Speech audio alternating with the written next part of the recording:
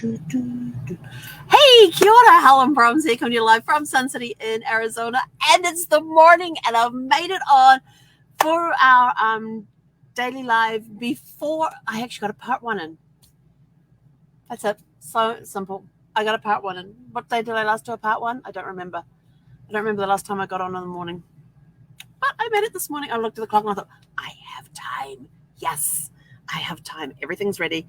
Except just as I was coming on, I discovered my water bottle's empty, and I'm like, that's the next thing I'm going to do. As soon as I get off this, then I can get online and get stuck into assisting people with issues that they're having and making sure that they have a super fantastic sparkling day. That is my goal to have when I assist people on the help chat, my goal is that they leave feeling better than when they first came in, that their problem has been resolved, or if it can't be resolved, we've come to they still feel better when they leave. I can't think of the words right now. But today it is Thankful Thursday. So welcome to Thankful Thursday. It is going to be a super fantastic sparkling day, even if we are soaring into the 90s here in Arizona today. But tomorrow, we don't even hit 80. We're dropping to like 70 something. I'll take it. And people go, you don't like the heat that much? Why are you in Arizona? Because it's the closest I can be to California without being in California. That's where the family is. But yes, so it's Thankful Thursday. What are you most grateful for this week? I am grateful that my niece is coming to visit me on Monday, and she's going to be with me on Monday and Tuesday. So I'm super excited about that. So I'm very grateful for that happening. But today, I actually had a quote today that I saw, and I thought, oh, I really, really like that. I'm going to see if I can find it really quick now because I got to remember where I put it. Okay, the quote is by John Coonley, who was a cancer survivor. And when this quote struck me right in the heart when I read it. Allow me to be a blessing to you and allow yourself to be a blessing to others. And I thought, that is so cool. And it's one of these quote actions that I get on a daily basis. And I'm going back through some of the older ones that I haven't opened. And the action that was with this one is for today is to anonymously do something nice for someone else. And I thought that is really, really cool. Because when you're full of gratitude, you want to share it with others. So why not pay it forward? Instead of holding that gratitude in, let it fly. Help send your gratitude out to be blessings to others by doing something simple for somebody else, even if it's somebody you don't even know. Doing something for a stranger, pay it forward. Every time I think of paying it forward, I'm always taken back to that movie and about this kid that just couldn't understand, why can't people just be nice to each other and just pay it forward? Why do people have to think, oh, you did something for me, so now I have to do something nice for you? No, accept it. Say thank you. Pass it on. It's that simple. Accept with gratitude, and turn around and pass it on and bless others. Those that think that give out stuff and expect stuff in return because they've given out stuff, no, it don't work that way. The best way that you can get the most out of gratitude is that you are thankful that you received, and you are thankful that you are now able to turn around and give to somebody else and bless their lives in some way. So that's my little thing for you guys today is go out, accept what you have been given, be grateful for what you have, and turn around and go and bless somebody else today. And even if it's somebody you know, somebody you don't know, pay it forward, pass it on. Pass on that feeling of gratitude and love to bless somebody else's life today. So that's your challenge for today. And we will check in with you this evening to see how well you did with paying it forward. What did you do? Did you buy somebody a cup of coffee? Were you going through a drive-thru and you paid for the car behind you? Done that a few times. In fact, I had one. This guy got annoyed because he thought I had cut in line with him and he got on his horn, but he was sitting off to the side, not even in the line. There was this huge gap. And I come in through from the side street, which takes you straight into the drive-thru. And he's sitting in some other space, and he had plenty of room that he could have turned into the drive-thru. Obviously, he was when I looked up, he was on his phone, and I'm like, okay. So to me, he had pulled over he may have already been inside, pulled over, and he's checking something on his phone before he drives off. And he wasn't sitting anywhere where it looked like he would be joining the queue. So I go and pull up to the window and pull up to the kiosky thing there to place my order. And he starts sitting on his horn. And I'm like, I look in the mirror and he's like doing all these hand actions and all of that. And I'm just like, and so when I get up to the window, I thought, so was he actually waiting to get in line? Because he did not look, he wasn't anywhere near the line. He wasn't looking like he was about to turn into the line. He was in a place where he could go either way. He could either go left to go into the queue or he could go right to go out onto the street. That's where he was sitting. He was about equidistance from both. And he was sitting back, so he wasn't like pulled right up. He was sitting back a couple of car spaces because there were car spaces along the street level there. And so it looked like he wasn't even waiting in line. So I just pulled on in and he got all annoyed about it. So I turned around to the woman and I said, can I pay for the guy? I said, how much is the order for the guy behind? And she goes, oh, it's this. I said, excellent. I said, can you put that on my card too, please? But I don't even think I asked her. No, I never ask when what the order is. They just give me the receipt. Yeah. So just do something nice. And then, of course, my way is clear and I can go straight out. And because of the hour of the morning, there's hardly any traffic on the road. So I can take a right out of that one really quickly, even though I'm supposed to be going left. I take a right out of that one very quickly, go down to the next street, take another right, and put another right that puts me back on the road parallel to the one that I exited the drive-through on. So by the time he gets his stuff and leaves, I'm nowhere to be seen. And then I do another few, and of course he may have been looking out there. He would have seen me turn right. And so by which stage I am, when he's probably turned right and looking around, well, where'd that car go? And I also had a personalized plate as well. So I love it when I can disappear. But I was in my invisible mode. So I could manage to get out of there, make some quick rights to get out of his view. So if he came right, he wouldn't have known where I'd gone. But I love doing things like that. If I'm in a line, I'll turn around and say, oh, can I pay for the order for the car behind me too, please? And some people look at me like, what? I said, the car behind me has placed an order. They go, yes. I said, I would like to pay for it. And they are totally confused. And I'm like, does that not happen often in drive-thrus these days? Or is it just that people just aren't aware of it? So go out and do something nice for somebody. If somebody's got some, if you've let somebody in line with you that only has a few groceries, pay for them.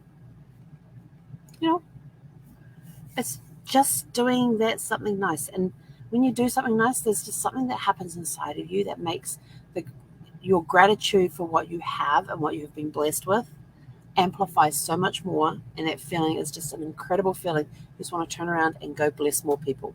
So today, go out, find somebody. Don't go searching. Just allow it to happen naturally. When it happens naturally, that is the best. If you're going out and you get in the car, right, I'm going to go through a drive-through. I'm going to pay for the person behind. And you get to the drive-through and you go through and there's no cars behind you. Now what are you going to do? Go find another drive-through to go through and place an order? Allow it to happen as it happens. You will be in the right place at the right time to bless somebody today. Just go out there with the intent that you are going to bless somebody today. You don't know what it's going to be, how it's going to happen, where it's going to happen, or what it is that you're going to be blessing them with. But somehow, some way today, with you setting the intention you want to bless somebody today, you want to pay it forward to somebody today, it is going to happen. So just allow it to come naturally, because those are the best ones, because you are in the right place at the right time for that person, for that person's needs at the time.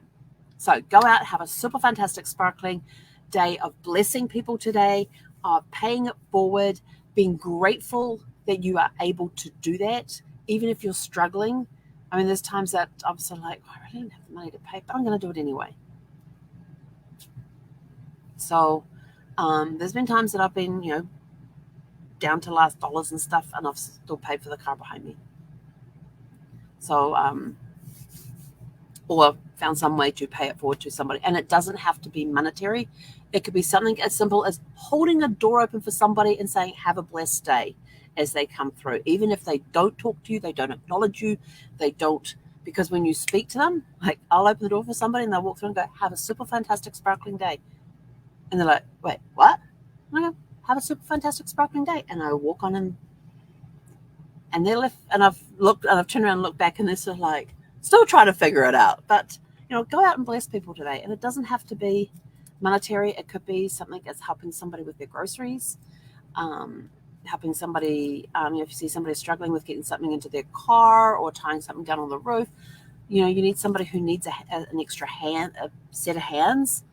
Go help them. Okay, just what you will know in here what it is you are going to be doing when you are in that moment.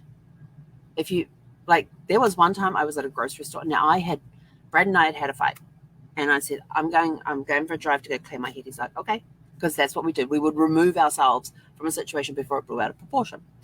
And so I went for a drive, and I suddenly remembered, I need to get this, and this from the market. And Sprouts was the only place that had that particular stuff that we needed, and I needed it for dinner that evening. And so I pulled into their parking lot, found a space, and go in, get the stuff that I need, come back, put it in the car, and my front driver's tire is flat.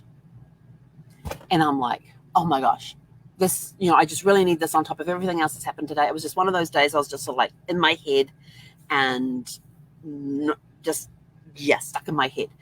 And so, and unfortunately, the space next to my car on the driver's side was empty. And so I was like, damn it. So I get on the phone. I said to Brad, I've got a flat tire. And I knew that he couldn't come and help me because he was recovering from a chemo treatment. And he was sort of like, okay, well, call AAA, get them to come down. I'm just letting you know, I'm going to be a few minutes late because I was on my way home. And I've got a flat tire. So I'm just going to go get it changed. He's like, okay. So he says, call AAA or whatever. I'm just like, I'll just do it myself. Because my dad made sure before I got my first vehicle, which I actually bought for my parents, that I knew how to change the oil and how to change tires. Yes. And so I go and pull out all the bits and pieces that I need, get the tire out, get the jack out. I'm laying on, I'm laying on the ground looking under the car because there's that special place that you got to put the jack. So I'm looking for that little place where the jack has to sit. So I'm making sure it's in the right place. And then I start winding, and then I'm like, hang on, got to loosen the nuts first. Then you start jacking it up. And yeah. And so then I got back, all that instruction my dad had given me years ago came flooding back. 17 minutes later, I called my husband and said, the tire has changed. I'm on my way home. And he said, well, we need to get that tire fixed. He said, so go over to this place. I said, well, I got the groceries in the car. I need to bring them home. He's like, okay. And so I took the groceries home and then went over to the tire place, and they did their magic work on the tires and got them all situated and everything else. But what surprised me is that 17 minutes that I was there, I was determined I was going to get this tire changed. From when I called Brad to when I called him again to say it's done, that's how long it took me to change the tire. I don't know if that's any record or anything, but for me, I thought that was pretty good, considering the fact I hadn't done a tire change in, I think, back when I got my first vehicle. In fact, I'm pretty sure it was when I got my first vehicle was the last time I changed a tire. So that was, that was a few years beforehand. And but what surprised me is the number of people that tried to turn into the parking space next to me, saw me changing a tire and just backed out and went and parked somewhere else. And the number of people that walked past and looked at what I was doing, not one person offered to help. Not one. Guys, girls, it didn't matter who walked past me, not one person offered to help. I mean, if they had said, oh, would you like some assistance with that? I would say, thank you very much for the offer, but I've got this done, or I may have accepted their help. But not one person. There was a lot of people walking. It was a busy time, and I took up 2 car spaces, but what surprised me is that nobody stopped and offered to help. If you see somebody who is changing a tire, at least stop and ask them if they would like some assistance. Are you doing okay there? Is there anything I can do to, may I help you with the changing of the tire and get you back on the road? Just ask. Just ask. If you say, and they may turn around and say, hey, thanks for the help, thanks for the offer, but we've got everything okay, and I appreciate you stopping by. They may turn around and say something like that, and that's what I would have told people had they stopped. But not one person, and I can't tell you how many cars tried to turn into that parking space in 17 minutes, only because it was like about 4 from the door of the store. It was one of those prime parking spaces, and so I was just sort of like shocked that I got no help. Anyway, I have to go. I got to be online in like 2 minutes. So go have a super fantastic sparkling day. Go out with the intention that you are going to pay it forward without knowing what it is you are going to do. Just be ready to assist in whatever manner possible, because the situation will present itself to you if you have the mindset, I am paying it forward. I am grateful for all that I have. Today, I'm going to pay it forward. And by putting that out into the universe, things are going to happen. Things are going to come in alignment with you, that you are going to be in the right place at the right time to assist somebody today. So go out, have a super fantastic, sparkling, blessed and grateful Thursday. And we'll catch you guys back here later on this evening. Hey, konera.